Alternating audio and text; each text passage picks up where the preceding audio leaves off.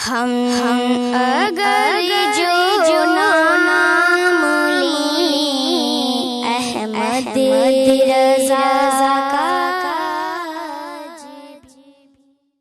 फरहत शमीम है।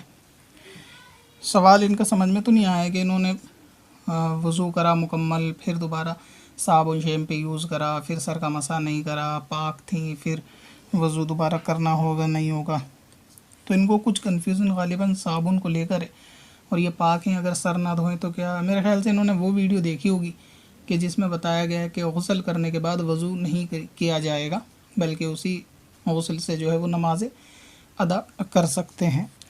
तो वज़ू और गुस्ल में ना साबुन शैम्पू का तो कोई रूल नहीं है।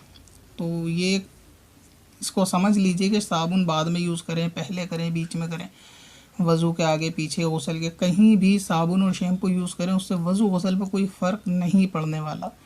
ना इससे ऐसा नहीं कि साबुन शैम्पू यूज़ करने के बाद वो वज़ू एक्सपायर हो गया पिछला, फिर न्यू करना पड़ेगा, ऐसा कुछ नहीं है।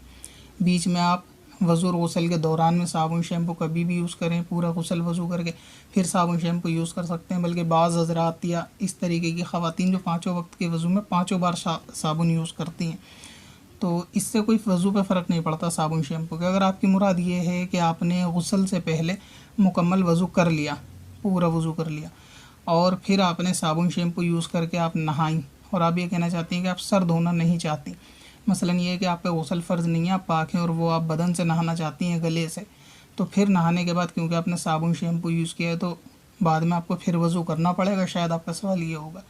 तो ऐसा कुछ भी नहीं है।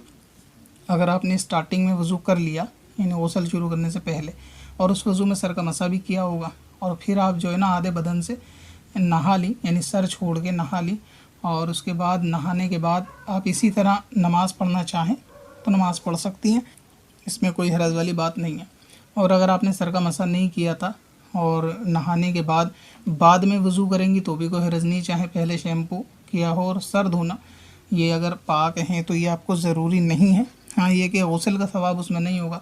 अगर जिसको रोज़ नहाने की आदत होती है, ख़ास तौर से ख़ातून में, तो वो रोज़ उनका सर धोना आसान नहीं होता, तो हफ़्ते में 2-3 बार धोती हैं। जब सर धोती हैं उस वक्त गुस्ल करती हैं, बाकी गुस्ल में वज़ू करें, सर का मसा कर लें और जिस्म से नहा लें, तो इस सूरत में भी नमाज़ें पढ़ सकती हैं। इसमें साबुन शैम्पू कोई रोल नहीं है, और ना इससे कोई वज़ू और गुस्ल पर फ़र्क पड़ना।